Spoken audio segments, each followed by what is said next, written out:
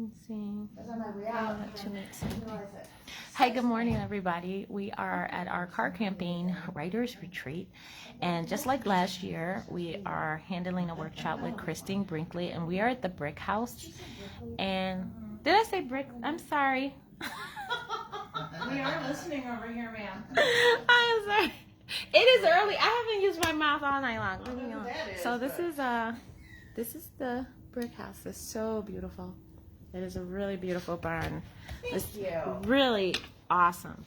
So we are gonna get started. You're gonna hear our chattering and so forth as we go, and then you guys just enjoy our show. So I was gonna say, don't go to the end of the table. So you've got this whole area.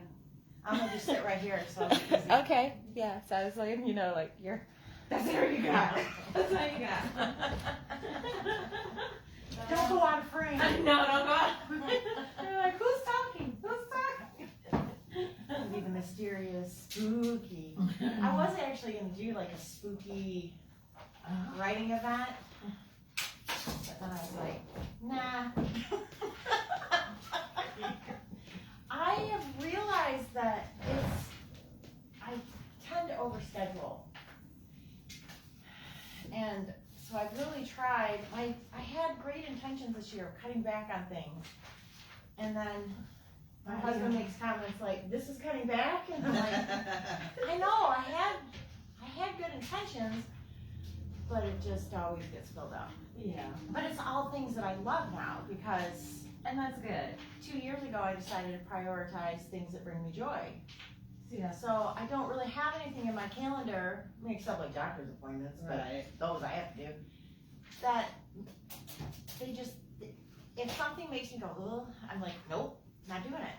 And so everything I have, I'm like, yay, but then I'm like, oh, right, oh, I have this, and then I have this, and then I have this, and yeah. my husband's like, cut back. I'm like, But you're no. doing something, because I was like that. I was like just doing things and going through the motion, helping other people out, you know, and Yeah. busy in my schedule. But then when I was like, I started saying no to people, you know, like I need to work on, because people knew me more for Motown writers than they knew that I even wrote books. And I'm like, okay, well, I need to start focusing on me in my book writing world. And then once I started just making plans and doing projects that just had to focus on me, like doing just workshops where I could talk about my writing, or doing book events. Like I haven't done vendor events in a while. This is like the most, and it looks like I'm doing a lot, right? I would not do book events. I would like, okay, well, let me go and help somebody with their conference, or help somebody with their workshops, or help somebody over here. And then everybody was like, oh, you actually write books? Oh my God, you have books? Yeah, That's why I'm doing all this. So I was like, yeah, so, and then when I started focusing on it, it got busy, but it was a good busy. It felt like a productive busy, not just a, you know, when they say you can be busy and just be standing in the same place. Mm-hmm. And that's what I was. So that's why I like, when you're doing something you like, then it's a good busy, and especially when it makes you move forward in the goals that you want it to do anyway. You're hoping it'll. You're hoping. Yeah, you're hoping. Well, and it that's feels good. That's a lot of what I got rid of, because I was doing a lot of vending events, and I love doing like small town kind of local things. But a lot of those are outside, which is a lot more setup. Because I bring the tent, and I bring the table and the chairs, and then sometimes Don't make it be hot. it was like 103 degrees with all the humidity, and Or then windy, bugs. and all your promotional Yeah. material goes over. Yeah, it's not like books do well in the rain or the wind, so. Yeah. So I really became more particular. I haven't done a lot of vending events, but getting the, working on my horse certification this year has been huge. I put a lot of time into that, but again, love it. Yeah. Like every time I go out with my horses, and I'll be out there today off and on too, but every time I go out there to play with them, it's just like, it just fills me up in ways that nothing else really does. And it's so powerful. Like I go inside and I'm just like, I'm like, oh my gosh, Chad, you're not gonna believe. He's like, oh my gosh, it's every time you come in, you're like, you're not gonna believe how good they were. And I'm like, I know. And it's like, it's just this really powerful thing. So I thought we would start today. So I've been reading the Book of Alchemy. And I don't know if you're familiar with that. I've heard of it, but I've never read it. Oh, it's such a great book. Everyone says that. And my third Saturday book club has been doing that. And Karen Boda, I hope you're online with us doing this writing with your not as broken leg as it was 2 months ago. Sending wishes of I know. So, but she's with this third Saturday book club as well. And one of the prompts we had earlier, so there's 10 sections, chapters, and each of those is divided into 10 writing prompts with like there's an intro by the author about the topic. So like the first chapter was called Beginnings, and then the second one was about fear. So each of those prompts in that section had to do with that topic. And one of the authors, because it's different writers that do each of those 10 sections, they have a little story. And I mean, like sometimes it's just half a page, and then they give a writing prompt. And one of the prompts really hit home with me was, how are you really? And it resonated with me. I know some of you know this, but if you don't, so in 2010 I lost my son. He was almost 17, and he died by suicide. And people used to always, it's just a go-to question, like, oh, how are you? How are you? Well, I've always been a really honest person, and I don't say things just to say things. It really helped me as a teacher, especially when I moved to middle school.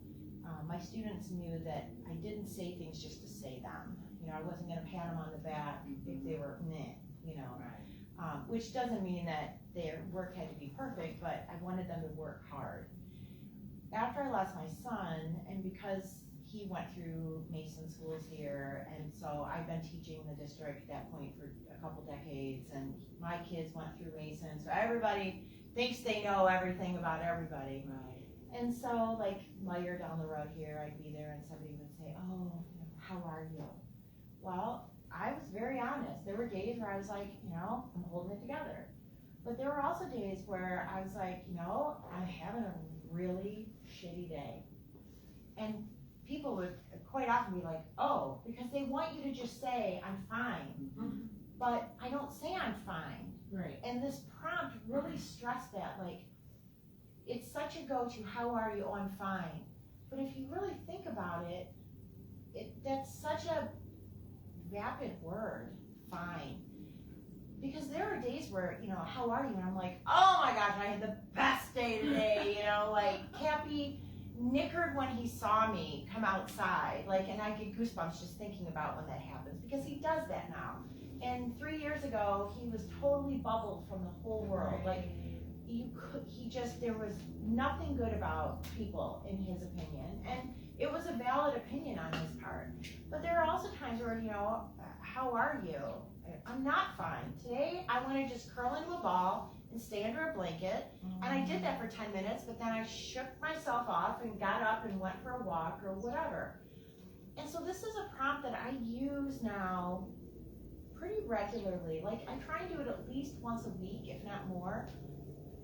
So let's just do like 10 minutes. Okay. And think about that. How are you really?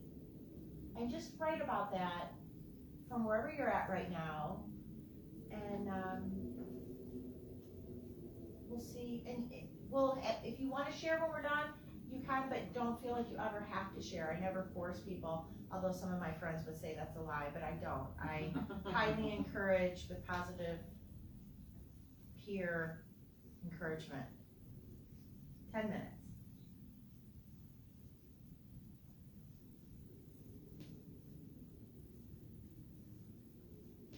I'm letting them know they can share in the comments if they want. Oh, that would be nice.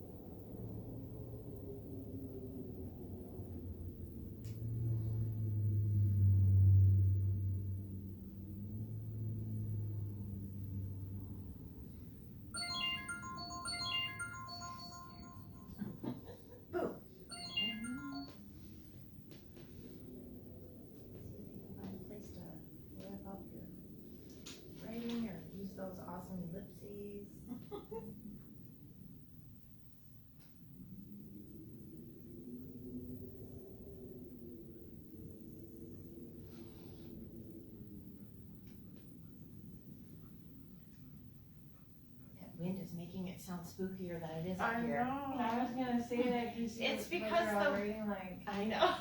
I was like, oh, you really want to do the Halloween thing now? Let's go. I'm gonna do it at night though with like middle and high school kids. Like open it up as like a community ed type thing. That'd be fun.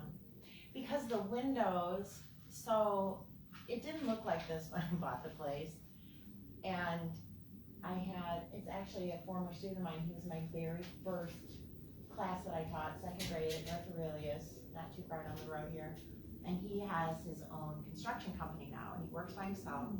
And he's exactly the same, except he's a grown man with a beard now.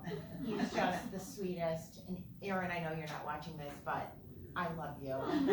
So I had two older gentlemen who did the foundational restructuring, because this barn was built shortly after the house was built, so it would have been like the late 1800s, early, like 1900s. And it was kind of like this, like it had sagged off it was off the foundation, and it was just, and so I hired these two guys. Oh my gosh, these amazing men. It's the dad of a good friend of mine and a friend of his, and they basically use these massive chains and like these huge, like it's all physics, right? And so then they made the barn like this again, and they put the flooring down up here for me, even though I hadn't originally asked them to. And then when I realized, because my dad was going to help me, and I was like, hey, could you guys just do it? And they were like, well, how fancy do you want it? I'm like, plywood. And it doesn't, like, they were like, we don't want to have to cut in between the stuff. I'm like, no, just jut up against it. It's a barn. So, but Aaron put in the windows. My vision was that was going to be all windows.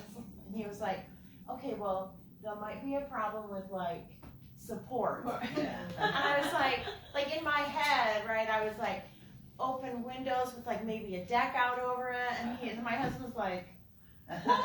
And I'm like, okay.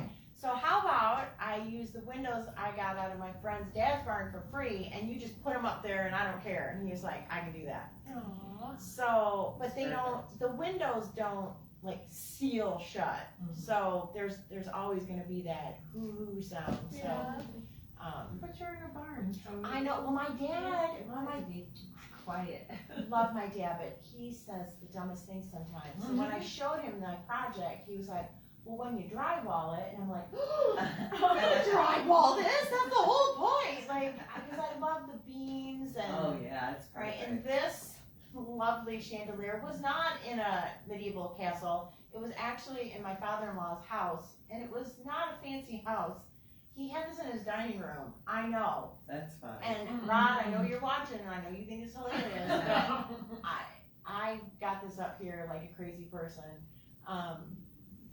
Despite my husband telling me, don't do that while I'm not here. I did it while he was gone. So, but I just think it all fits together so nicely. And so the who, and I don't know if any of you were up here last night, if you got to meet George or Georgina and the kids, but they're my little bat family that sometimes we hear chittering. But I think it might be too cold for them now. I had to research bats and their habitats and What time they come out. what time they come out. So, did anybody want to share anything that they wrote? I'll share first. So, I woke up this morning thinking I was going to be cold, and I wasn't. It was 44 degrees. I missed my husband, and that's saying a lot because I'm a very solitary person. Getting up physically, I felt good, and I was able to get out of my bed and rouse myself to get my day going. As usual, I do what I do as I need to. I do what I do as I need to do today, and I reflect on that I don't have any worries with myself, my family, or job, and that's a lot. Since I've been through so much over the past decades, I would say that I'm happy, content, slightly frustrated. I can't write fast enough, even though I know I write more than others. But bottom line, I'm really in love with my life right now. Oh, thank you. Nice. I'll never forget. I went to a women's event several years ago. A friend of mine. She's a professor at Oakland University, and she asked me to come, and I said, sure, I'd love to. I didn't know any of her friends, but I was there and just kind of mingling, and I went and sat with a group of women and introduced myself, and I said to the woman, I'm like, hi, I'm Tammy, nice to meet you, how are you? And I thought of this as you were talking, and she said, she goes, I am so good. And I'm like, really? And I get chills every time I think about it. She goes, she goes, do you mind if I share? And I'm like, no, please do. Because very rarely, a lot of people say, yeah, I'm okay, or I'm fine, yeah, and it's just very, And I said, no, I'd love to hear. And she goes, right now, she goes, I'm 70, she was in her 70s, she goes, and right now, she goes, all my kids are doing great. All of my grandkids are doing really well.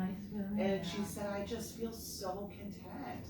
And I was, at the time, I was like so jealous. Like, oh gosh, But I think about her so often because it truly is. Life ebbs and flows. And there are some days that are just shit. And there are some days that are, really, really great. But if you guys would like, I'll share what I've written. I don't even quite remember what I wrote, but so we'll see what it sounds like. So how are you really? Confused. It's the first word that came to mind, and I'm not exactly sure why. So many things seem to be up in the air right now. Like I'm standing before 10 doors, and I've got to open the right one, but of course, I'm not quite sure which door that is. Confusion is a trauma response, I'm sure. Confusion is a trauma response of sorts, I know. And I've been in a state of dysregulation for much of my life and have been a whirlwind of a woman through it all. And I've made a few decisions with little thought, and it's brought a great deal of chaos to my life. Now that I've got some time and healing under my belt and know myself a little better, I suppose I am rebuilding a confidence I've never had. I know I've got I know I've got a new life ahead of me, but the choices and the doors seem too big for my still fragile mind and heart. I'm not used to moving this slow or being so still, and it's got me feeling a bit confused. I can't even read my writing. It's been a long time since I've written. I long to feel certain about my next move, but that certainty is a trick, I know.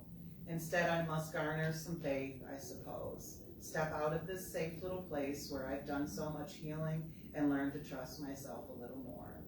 I'm remembering as I write this that these feelings of confusion plagued me as a young girl, and how I impulsively stepped through so many doors that led me on paths that brought me much pain. So perhaps I'm more fearful than confused, afraid that the next door will be the wrong one. The problem is I'm not that young girl anymore. I'm a woman and I can trust myself. Thank you. Thank you. That idea of clarity is one of the things with the positive reinforcement with the horses. So my memoir, coming soon to a bookstore near you in early 2026. So excited. I want to have it in hand for the Women's Expo because I've been hoping, I thought I'd have it last year, but I was way off on my estimation. Well, because the writing of it took me into some places that I had not expected. Right. And brought up things that I had to process, trauma that I had to process before I could keep writing. And things that I had not even considered, I didn't remember until I was writing it. And also I was like,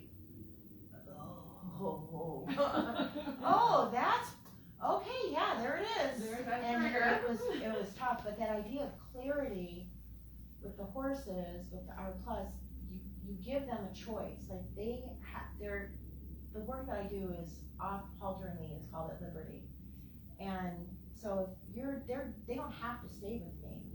and they have the freedom to leave at any point.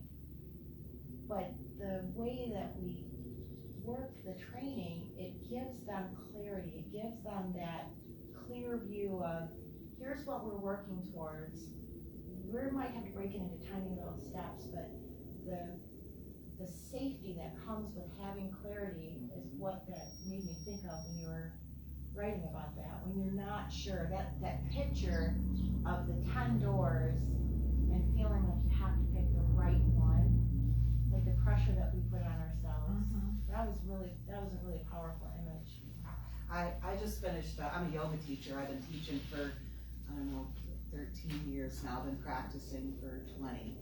And I just finished a trauma certification course. Oh. And I've done a lot of healing work myself, but, and I was wondering that about the horses. Like, I know nothing about horses, but I wondered yesterday when you were talking about their trauma, I'm sure it's very similar to, I have goosebumps all yeah, over me right now because, like, see, I truly believe the universe has been funneling me into where I am now. oh yeah, And so the Mustang memoir, it's not just about the horses, it's really about the connections with my life and the horses oh yeah. and all these things. So I have I'm a trauma-informed certified horse trainer Okay, as that's well. so cool. And I think I'm drawn to people and animals that have had that because, and it was the same with my teaching. After some, really traumatic things in my life, it helped. It's easier to identify those students who have that and other people, Oh yeah. and understand it's not about being better. I know. Do you hear a cat? I hope it was not Pierre, because Pierre has more fun. He has a raspy, kind of a spooky meow. But that trauma that we survive, so you saying that you're a yoga teacher and that you're trauma certified, like, you're supposed to be here, because you weren't supposed to be here, right? I mean, like, you signed up with a friend who then didn't come, but you're still And you know what's so weird is because I've jumped into things my entire life without a thought, literally. And the last couple years, I've stepped away from doing that and tried to be more intentional and thoughtful about what I'm doing. And to have more peace, just because that creates a lot of chaos when you're opening a million doors at a time, And so, but when that happened, and I'm like, no, I am supposed to go, and it's because this is one of the doors I need to open, obviously. But it's the whole thing with writing. I think it's so fascinating. One of the things I have read every kind of trauma book, I listen to it all, but one of the most incredible things is writing is one of the best tools to resolve trauma. And so much of the time, like as I've written, it's like shit comes up that you're like, where in the world did that come from? I would have never, it was like it comes from the depths of our soul, and allowing ourselves to write and to, open ourselves to that is just it's a portal, Well, you even said yesterday, I'm not a writer. Yeah. I'm like, I write, but I'm not a writer. But it really does. So I lead specifically writing through grief and trauma workshops. Okay. But I specifically with women, because when I do those, it's easier if it's just women together. Although, Dennis, I don't know if you're listening, but you're one of us, but still. But it's the power of the writing and getting things out like that, it really is. Yeah. Look what you did for her by doing that. I think it's important for writers, no matter what genre you write, to just sit down at least, every quarter and do a reflection like this. Because when I hear a lot of writers saying, well, I'm kind of stuck on the story, I'm kind of like, I don't feel like writing, or they don't have that wannabe writing that they had before, or can't even get into the initial story that they want to publish. And when I tell them, it's usually you blocking yourself, putting things on paper like this, just journaling how I really feel just that simple exercise can just lift a lot of veils that you've decided, or you see which door you really need to choose in order to keep moving forward. And I think the whole question, even though it's just the simplest question, right? It's just a simple question, but it does bring out a lot of things where you can say, well, you know what, why am I even worried about this? Yeah. Or because once you put it on paper, it's kind of like, oh, I can see it and it's real and it's not just in my head. And now I can move on from what happened and know that it really happened. And now I can move on from there and see a lot of other things as it opens up. So It's fascinating. Healing is fascinating. I mean, when you stop to just give somatics, just stopping to give your body the chance to speak to you, whether it's through writing or through meditation or whatever it is. I mean, it's profound healing. Like, it's divine and profound, and it's underestimated by most of us. And I really connected with you when you were saying in your thing where you're at that point where prior everything was like up in the air, and now you're like seeing like it's a clear space and it's all calm, but you're still kind of confused because I did go through that. Like after I married my husband, it was kind of like, oh my God, my life is so good. No, something is supposed to happen. And I was so waiting for that shoe to drop. Yeah, just waiting for that other shoe to drop because good things don't happen to me, you know?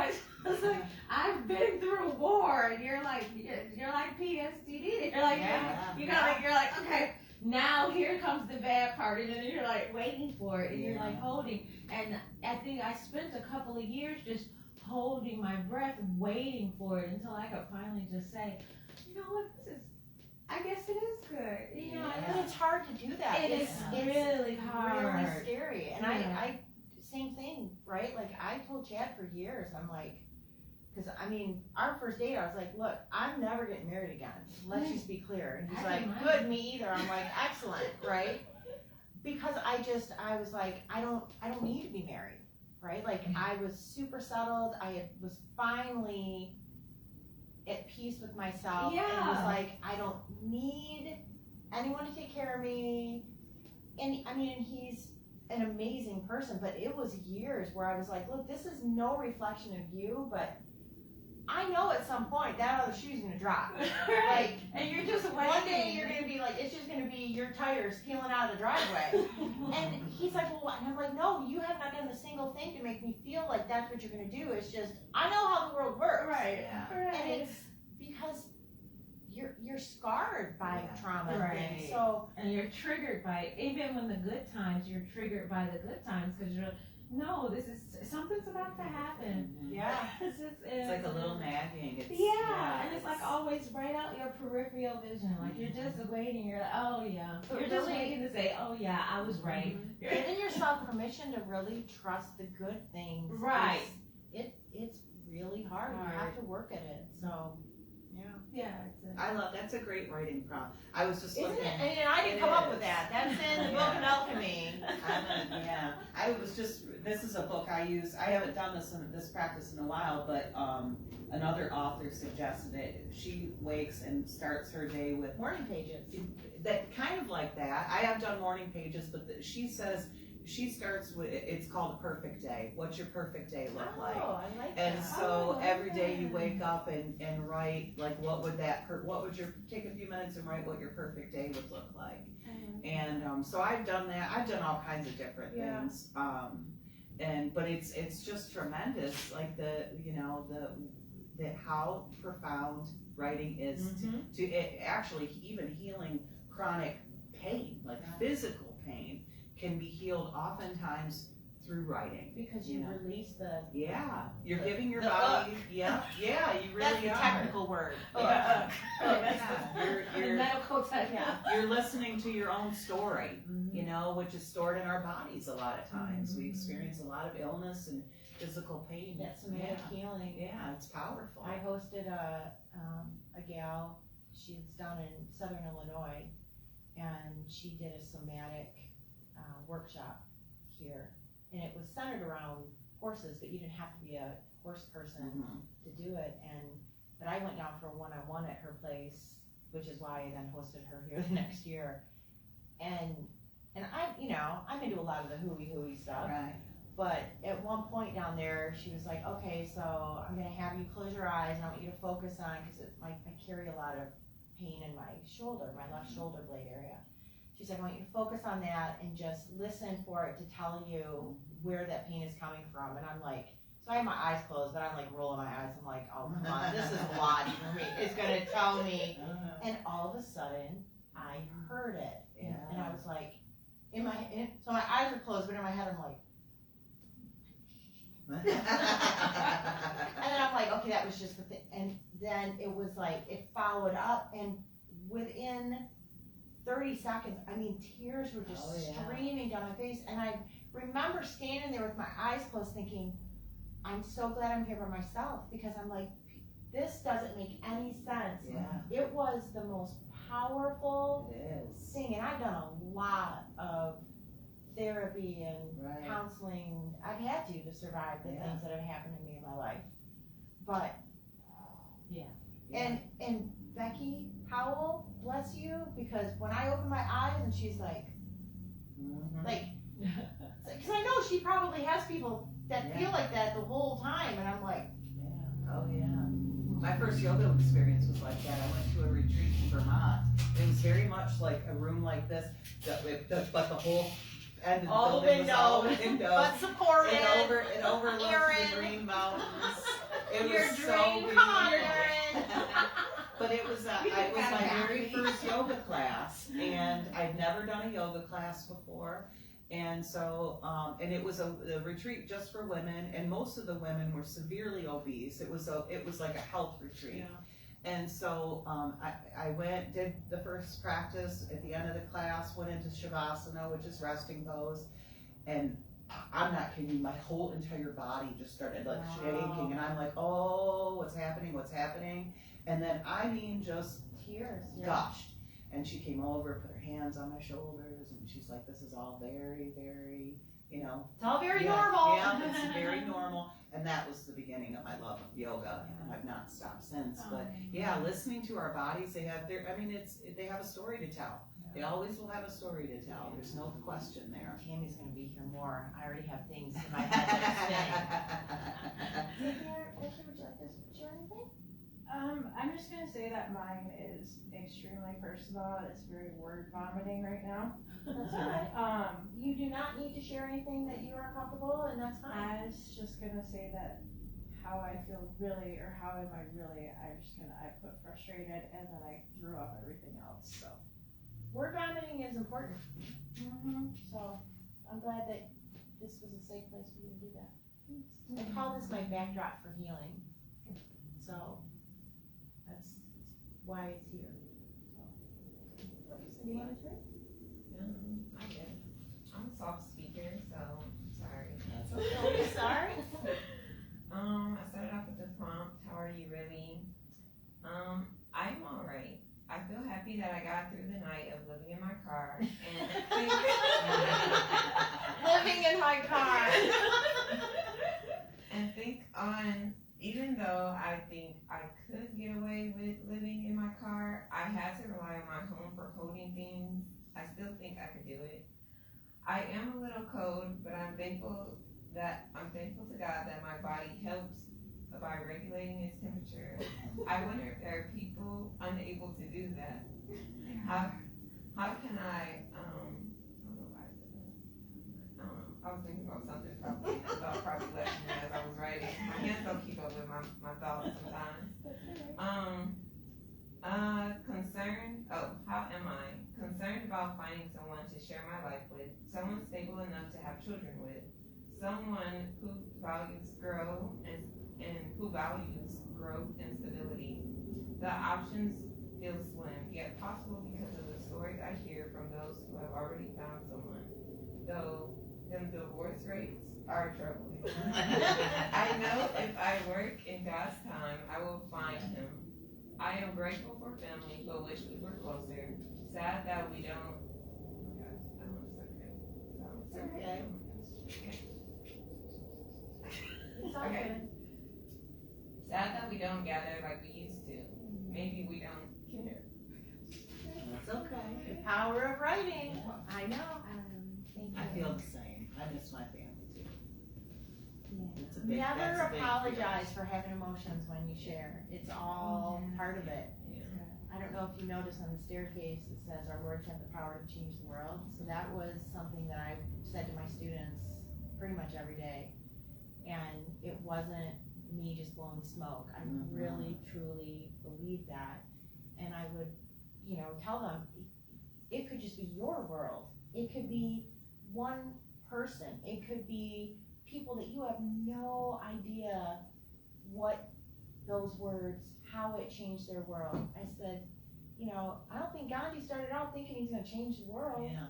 Or, you just don't know. So it's all good. It's all good. I thought this morning that words were soul currency. They speak, your words spoke to my soul. Writing all this shit writing down. it down. I miss my family too. Like it brings tears to my eyes, so I feel you there. It's missing people sucks, and just being like gathered together with people that you love. That's such a valuable. It's a gift, It's a gift. So I feel you. I firmly believe that family isn't necessarily blood, and it isn't only blood. And being with people that make you feel safe and that get you. I watched an interview the other day. It was Stephen Colbert and Lady Gaga, which seems like such an odd pairing. But she talked about her new fiance, and I made my husband come in and listen to it because I was like, this is it. She just explained how I feel about you. Like, this is us. Because she said from the very beginning, he got her. Like, he understood, he saw her for who she really was and supports her and pushes her. And I was like, and I kept playing it, rewinding it. I'm like, Dad, if you're ever thinking about heading down the driveway, just remember this, right? And he's like, really? I'm like, I know, I'm just saying. Just want you to know. I mean, year 19 might be it. I don't know. But, yeah, the emotions are a big part of it, so that's all. Can I finish? Absolutely. Yeah, This is where the tough part. Yes. I was actually really sad. Okay, it switches. I'm happy to have my cats, but worry that they will scare off the one. That's like when I tell guys that my dream is to own a farm. Went on a date Thursday night, which I shouldn't have done. And guy laughed at my dream, not going to work. That's how it He seriously laughed? Yeah, so he laughed because I told him I want a farm, but I was like, I want to have a cow and I want to have chickens and stuff like that. And he was just like, why do you want a cow? And I was like, because cows are like dogs. Like, they're very playful, they're very smart. And I feel like not a lot of people know this. And so I was just like, I do want a cow on my farm. He's like, but you're not going to eat the cow. And I was like, well, I want the cow because I love animals. Like, I want a cow. It's my farm. I want a cow. And he was just like, why? Why? He was just laughing. And I was just like, okay. You don't want a cow? Exactly. You're not going to laugh at my dream. Chicken bricks. Yeah. Box up my biscuits. I got to go. Right. I mean, we took these biscuits to go. Whatever's on the table for free, we want a bag of it. Let's go. Yeah, but that's good to know that because a lot of people, and I think when I was out in the dating world, it was crazy because if I didn't like that person, unless I really wanted more food from them, and I was honest too, I was with myself, why stick around? I can go to another one, I always have one in the queue. It was one in the queue. Just change them out, it's just a different guy, and on a new food date, because that's what I would do, but yeah. I think Sylvia's Q would be a good book. I mean, any of my friends who are listening, they never had a name. It would be, the guy in the pink hat, or the guy The weird one, you know, the one with Well, the that twitch. probably didn't narrow it down. But we always knew which one. Which one? Like how long did this one last? It was always like, oh, you know, this might be it. They would take bets, you know. This might be a 24-hour Sylvia. This sounds like a 2-weeker. Probably will be. But it was, and a lot of people thought it was because I was single, but it was more or less, I was just finding out about me. I was exploring how I wanted to be treated in life, how I would love to be, you know, if it was this guy, then this is how I want, and this is what I like, because I'd never done that before. Yeah. I'd never just dated for fun, you know, because they tell you, you know, they like we were saying yesterday, they don't tell you those things when you're being a woman. They don't tell you how you're supposed to date, how you're supposed to feel. When they tell you how to date, it's about, okay, well, make him feel better, or make him, you know, laugh, or, you know, make him feel like he wants to be here with you. Yeah. What about me? I'm the gift. What are you talking about? He said the best for last. I don't know about you. You need me more than I need you. No kids, no world. Ha-ha. You know, so when I started like my dating journey after my first marriage, it was more for fun. I didn't want, and I would say that, like same thing you said to Chris here. I was like, I am not a person to say, I'm not gonna say I love you. You will never hear that from me. And that's how I was. I literally told guys on the first time we talked, you are not gonna hear I love you. And if you want to stay, stay. If not, let next one in the queue.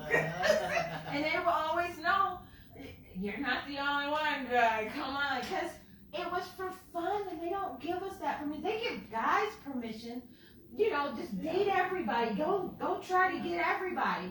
But I'm like, why can't we do that? Why can't we just to date and have fun? But then you're also finding so much about yourself and what makes you happy, or what triggers you, and that's what I learned about the soft triggers. That, okay, you say something, and okay, yeah, we're getting the bags to go anyway. I don't even need a phone call. We can. But like I see women who will sit there and go on another date with the same guy. You don't even like him. Yeah, but he's kind of nice. Yeah. And what do you think you're gonna get out of a second date? Kinda nice. Right. Yeah, because that's when they're trying hardest. Right. Right. So I was like, you're just boosting his ego, making him think he's doing something. I was like, that's why you're with the guy and he think he actually did something, and you're like, I don't know who been teaching you about women, but they lied. Every woman lied to you. So it's just like, stop fooling yourself. So it's really nice to know, like, you can walk away from a date and say, No, thank you. no, thank you, because your dreams do matter, and a lot of women aren't told that your dreams, your happiness, what makes you giddy. Like, when was the last time you've been giddy? And that it's okay to want that. Yeah, and it is. Yeah, and I don't think they give women permission these days to just be giddy about something. Just chuckle to yourself, and whether you have somebody there or not, it was funny, and I'ma laugh. You know, they don't give women permission to do that anymore, and that's really nice to know that my sister has that in her. So, you go, girl. Keep those We expectations. Keep those expectations. Keep those, like, yeah, because I don't know why women think, you know, this might be the only one. No, it's not. You know, we overrule them. What is it, by 5-1 now? Is it? It's a lot more women than it is men. You really do you can really have a nice queue. Trust me. I did. I had a little book of food I wanted, and these were food dates. You know she had a spreadsheet. Now she made her own spreadsheet. You know you can't afford, like, was the little crab cakes. I knew I couldn't afford crab cakes, but everybody else could. So I was like, well, let me go find somebody who will treat me to crab cakes. And then I was like, ooh, but they have a nice gumbo over there. I can't afford that gumbo, but the guy that I went on a date with, he surprised me because he like spent like, it was over $100 because we went to Dave and Buster's and he brought 2 cards and it was like over $100. And I'm always the one that's like, for the first date, I personally, I know a lot of girls aren't okay with this, but like, I'm okay with splitting for the first date because I'm like, you don't owe me anything. Like, you don't owe me anything for this first date, for the first date. Okay, the second one now, we gotta change some things. But the first date, I'm like, you know, we could go our separate ways. You don't gotta, I don't owe you nothing. You don't owe me have to anything. send you a cash out. Yeah, but he I spent still over, let him pay. it was like over $100, and I was just like, do you want to split? He was like, no, and I'm like, okay, like go ahead. So Fancy. yeah, I was like, okay. Let you But get no your cows? piece. Bye. And that's good. You put your foot down, like, hey, but I'll be like, I know. I need to be happy. I want to be giddy. Like, you don't make me giddy. Whatever. What's Well, and I the think too, right? Like for me, I was really happy where I was with myself. Mhm. I was happy by myself, and I think that's the key. That is It very really is. important. I knew I didn't need anybody else to make me happy, and that really. And then like Chad and I joke that we ruined each other's plans because we were both very content and set on just being single forever. But like I didn't meet him in person for a date. I mean, we had been communicating, writing, talking on the phone for quite a while before we met in person. And it was the first time I've been nervous on a date in a long time because this is not a secret, so I'm not giving up any secrets. I had like this gentleman who I would just go to dinner and a movie with. That's how I went. He wore white tennis shoes. She had a cue. You had a cue. And then I had this other guy who was a pilot and had a Harley. So I mean, it was like But on our first date, like it was like hours and hours and hours long, Chad and I. And then at the end, he's like, "Look, I know you don't want to get married, me either, but I don't like to share, so this is going to need to be exclusive." And I was like, it's like, you're just throwing that right out there. And I sat there and I was like, Do you give up your cue? and I said, well, I'm going to have to make some phone calls. And he goes, phone All right. calls. Kind of like that. Being honest, like, I've been sitting home by myself every night. But, I mean, I just knew. Yeah. So, all right, so. I just think writing like this, I think more people do need to do it though. I think it would take care of a lot of issues that you see out in the world. Like you said, it is power. It is, and I love how you use that. Was it a soul Currency. Soul currency. Yeah. Currency that we need to be paying that in tithes to ourselves of writing and feeling, really feeling us. I don't think enough people, and especially men, I don't think they do it enough. They don't feel how they should feel. They go with what the world or what other people are supposed to be feeling. It's such a there's such vulnerability in that. And Right. that's why I think people don't do it. Right. Yeah. Because it's painful. It's kind of like pulling out a blade and then patching up the wound yourself, basically. But it's like, but if I leave that blade in, At least it's not bleeding at out. least it's not bleeding now. And I know it's been in there for so long that if I pull it out, it's even going to be even worse. And I think that it's getting over that fear of pulling it out, and not, just getting through that pain of feeling it come out. And then sometimes even going back and missing it, like, okay, but it was fine because I had the blade in. Because it was I just familiar. don't raise my arm up. That's I just don't raise. Avoid it. And that's how, Yeah. you just kind of Very avoid. avoid it. Hey, don't even look at this blade sticking out my stomach. It's Nothing to it's see fine, here. nothing to see. I'm fine. I'm fine. I'm fine. There'll be signs. The first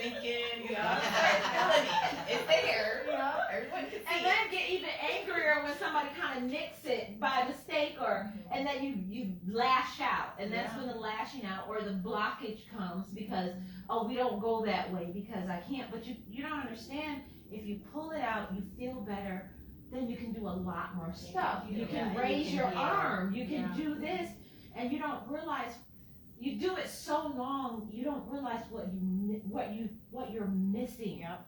And that's what I love, like, you have to pay that soul currency almost every day. You should be like tithing towards yourself in some kind of way. And I think writing just gives us that power. Just it really makes you feel like, just doing that exercise made me even see, like, that's one, when I don't have to worry, and I forget that I don't have to, like, I literally forget I don't have to worry about something, because for so long I worried every day. As soon as I opened up my eyes, oh my God, every thought that came in, it was like a worse, oh my God, how am I even gonna make it to get back in bed at night? Like, I don't even know if I'm coming back to bed tonight, because I have so much to do. And when I can, like, for a while it was just hard for me to, like, even go to sleep, because I knew something bad was gonna happen the next day. Like, one more thing, one more stone to put on my soul to hold it down. So just the writing is so powerful, and I think more people should just. We are blessed because we're the only animals on the planet that can do this.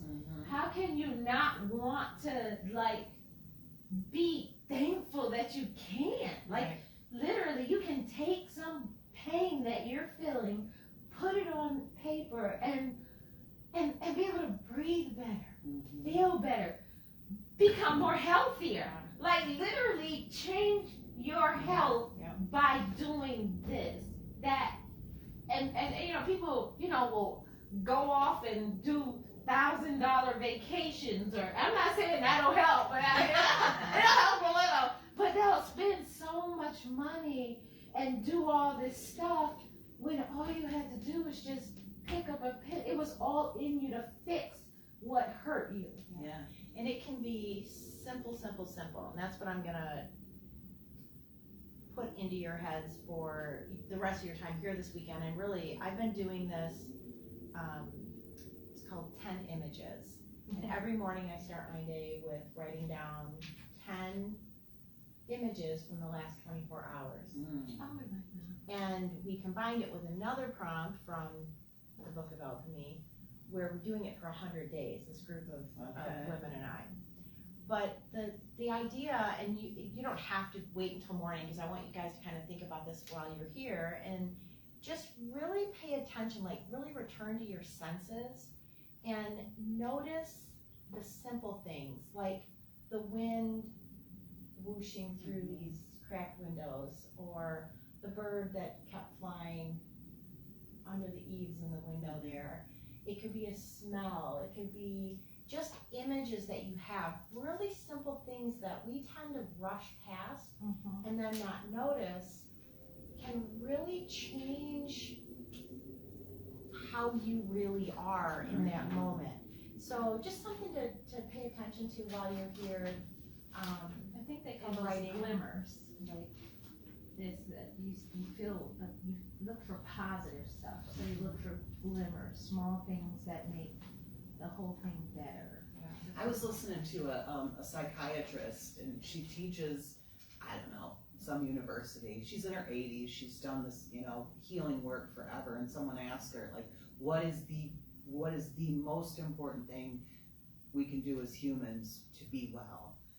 And she said, to be absolutely present in every single moment. So whether it's listening to someone when they're talking, or appreciating the birds, or just wherever you are, in whatever space you are, fully, like, just full presence, full acceptance, even if it's torturous, even if it's brutal, just a full willingness to experience what it is. And she said, brushing your teeth, wiping your ass, whatever it is, like, fully, don't be off doing whatever, like, you are with yourself. And that being with yourself in that way, it promotes wellness. You know, it's that simple, you know, but we think of that like with our children, like with little babies, you know, we know that children, if they're left unattended, they're gonna suffer, you know, but we leave ourselves unattended. A lot. Like we literally leave ourselves so unattended, you know, especially as women, taking care of everything. But that really struck me, and I've tried in my life. Practicing yoga helps with that, because it does. It's such a slow moving, you know, practice, and really, you know, it's kind of rooted in that thought. But it's I think it's really profound. It's actually true, because I think the kids were about I'd say about 6 or 7. Like no, I'd say about 6 or 7, the oldest ones, and I literally had a nervous breakdown. My family was asking me, they would bring their kids over and just dump them off on the porch and call me, hey Sylvia, we left the kids on the porch. You know, 2 more won't matter. And then my sister would leave her daughter, and 1 more won't matter. So I would have all these kids at my house. Aww.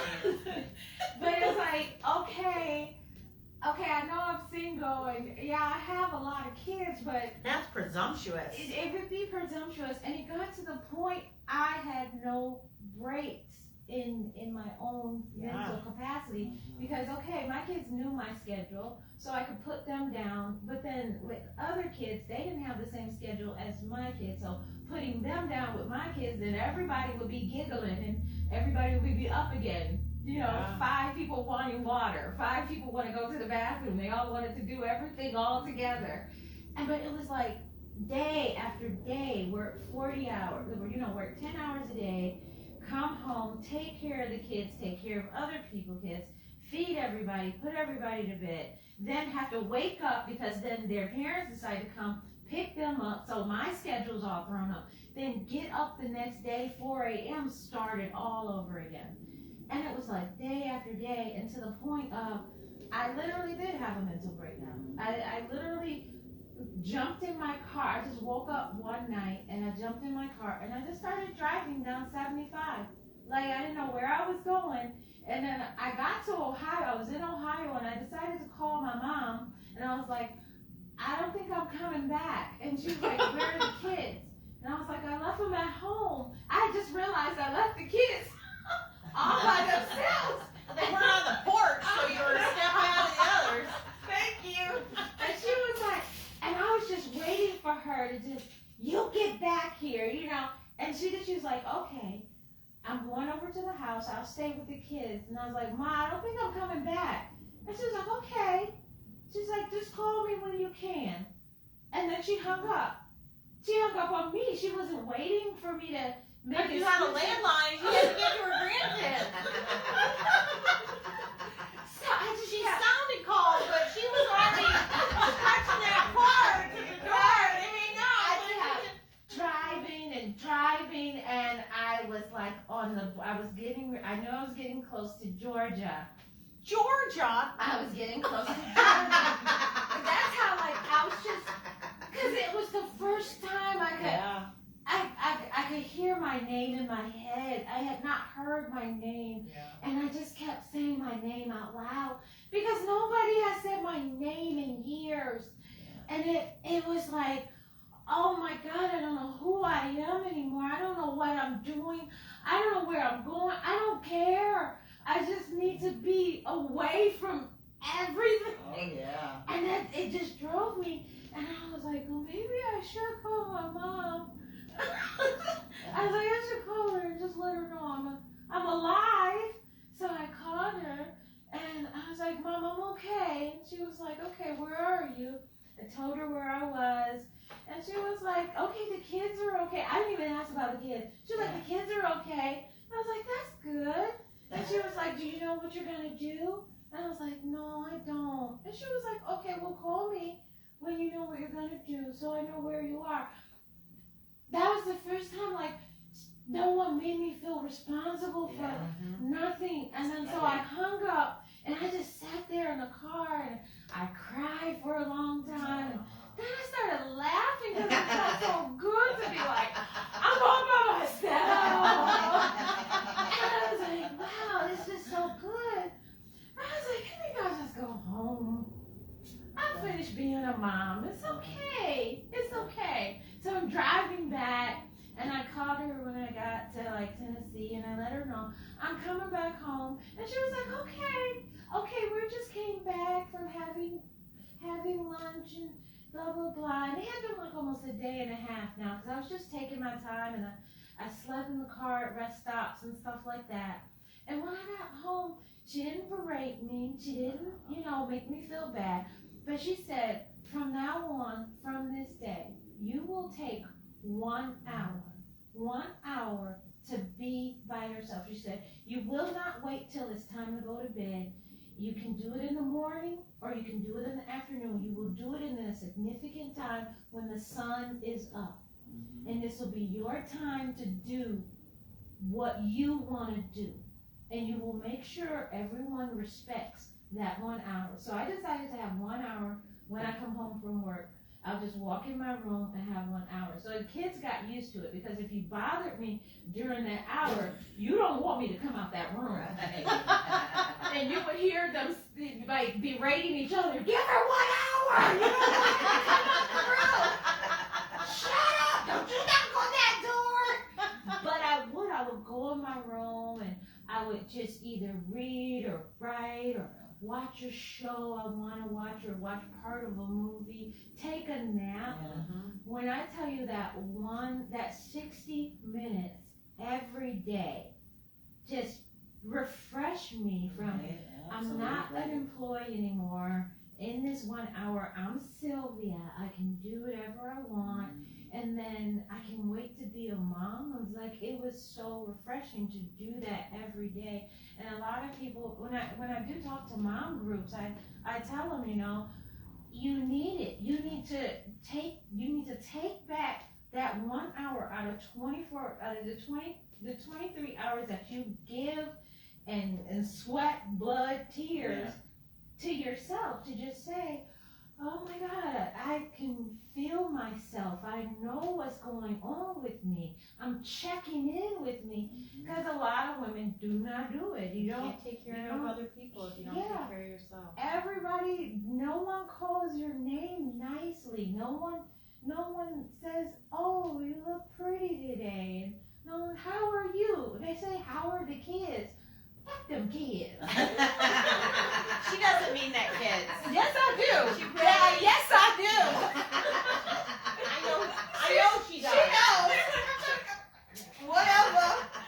But it's like, it was so much. And I'm so glad that she was there to get me through it and show me I matter. Because if her last point was, if you're not well, your kids won't be well. If you're not happy, your kids won't be happy. If you don't take care of yourself, no one's going to take care of your kids like you can, like you know how to do. You are the key to everything that they will have in life.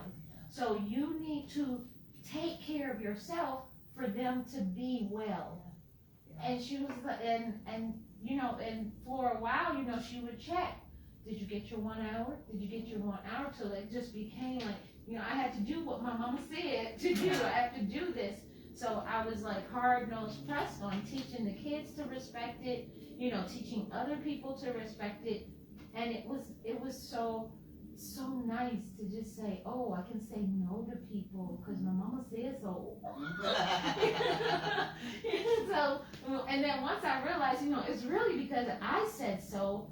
It was so empowering just to feel myself like, oh my God, I don't have to hear nobody in my head for 1 hour. Well, but what really struck me was that you said your name. Oh, yeah. So when I was teaching, I made it a point every year to learn my students' names. Yeah. Like the first 2 weeks every year, because I had 150 students every year, right? I taught, 6 sections of students. But it was important because there's scientific studies that focus on that.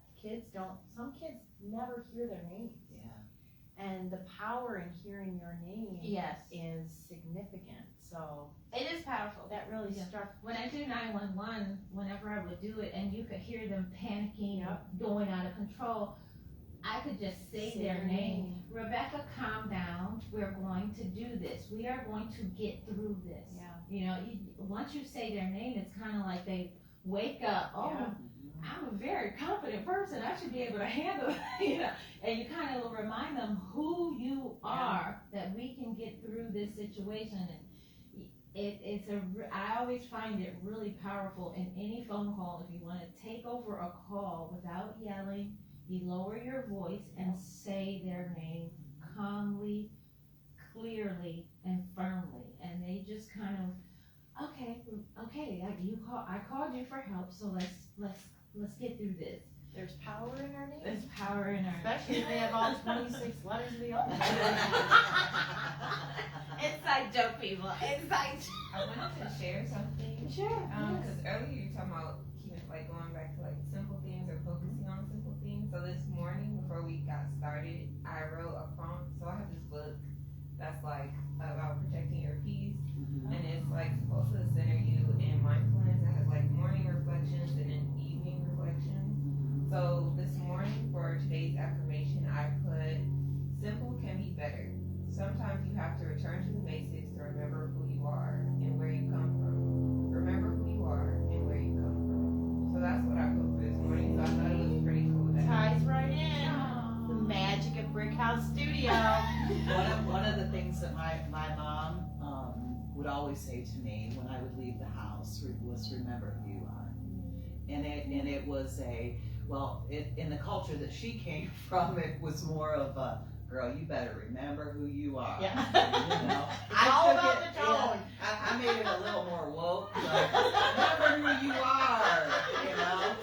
But it's still, we are such incredible creations, like each one of us, we're magnificent, you know? And remembering that. But you know, one of the thing is with language, you know, we have the ability to communicate that with our children, with our partners, with our family and friends, you know? And when people strive to use their language to do that, the power that we have is immense. I mean, it's all the creative power in the world held in language, you know? And we can use that on ourselves, you know? I love that. Remember who you are. Yeah, that's cool. Do you need to wrap up your online Yeah, thing? we should probably wrap it up. Thank you guys for joining us. We're gonna get out of here. Well, you're gonna get out of here. We're kicking you out the room. We're kicking you out the room. So thank you guys. You guys have a great day, and we'll see you next month. Bye.